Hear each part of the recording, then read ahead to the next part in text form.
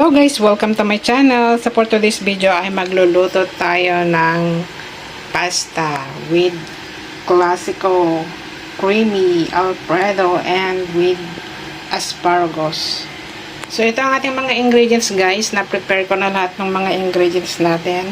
So meron tayong linguine dito, barilla. Hindi ito po sponsored guys. Dapat itong classico creamy alfredo. Hindi po to sila sponsored. So, meron din tayong seafoods dito. May scallop and clams.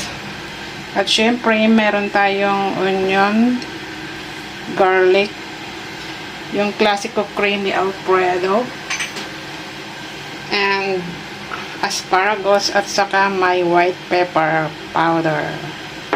So, yan guys, ang ating mga ingredients. So, syempre, may salt din. So, umpisahan na nating iluto guys. Yan ang ating ingredients for today. Pasta with asparagus. And guys, nagpapakulo na tayo ng tubig. So, iboboil natin yung linguine pasta. At saka yung asparagus. So, yan. Maglalagay tayo ng salt dito sa water para sa pasta. And ipa-blanch din natin guys yung asparagus at saka yung seafoods. So yan, nagpakula ko dito ng tubig. I-blanch natin yung scallop at saka clams. And then asparagus.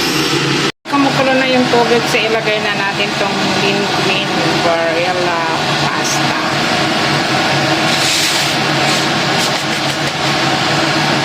Yan, so ito natin yung instant pot para sa amin.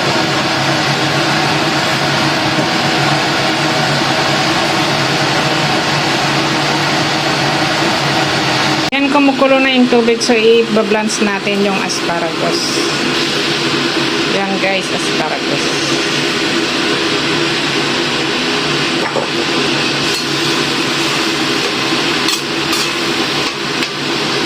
Yan guys, medyo malambot na, so i-set aside na natin.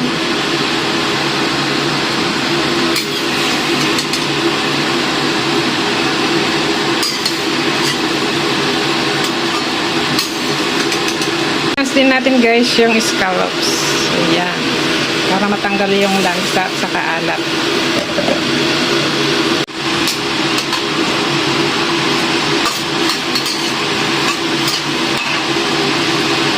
Okay na, so i-set aside din natin to.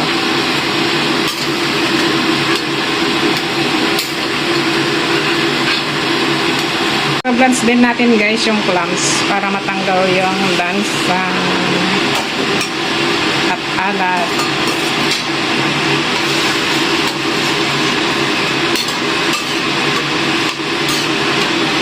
Yan, pagkatapos nito guys, igigisa na natin lahat ng mga ingredients.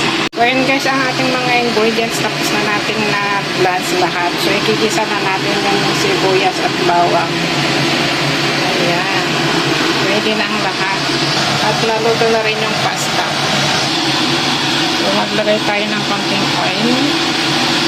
Lagay natin ang sibuyas.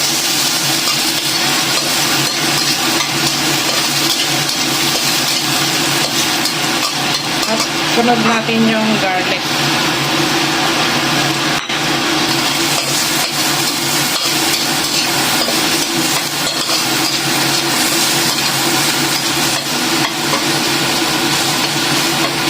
Yan, ilagay na natin yung seafood.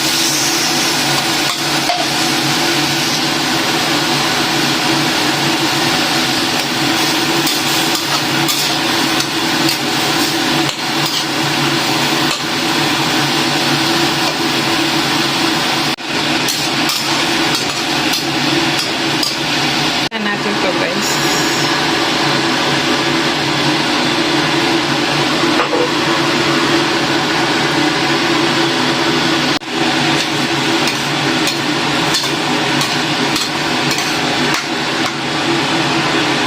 So ayan yung pasta sauce natin.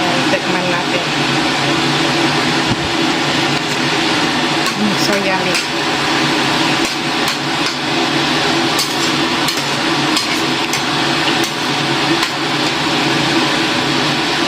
natin yung asparagus.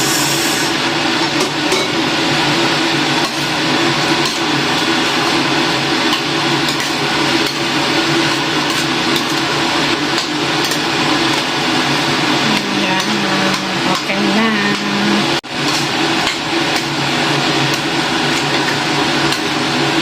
So, guys, pwede na siyang kumain.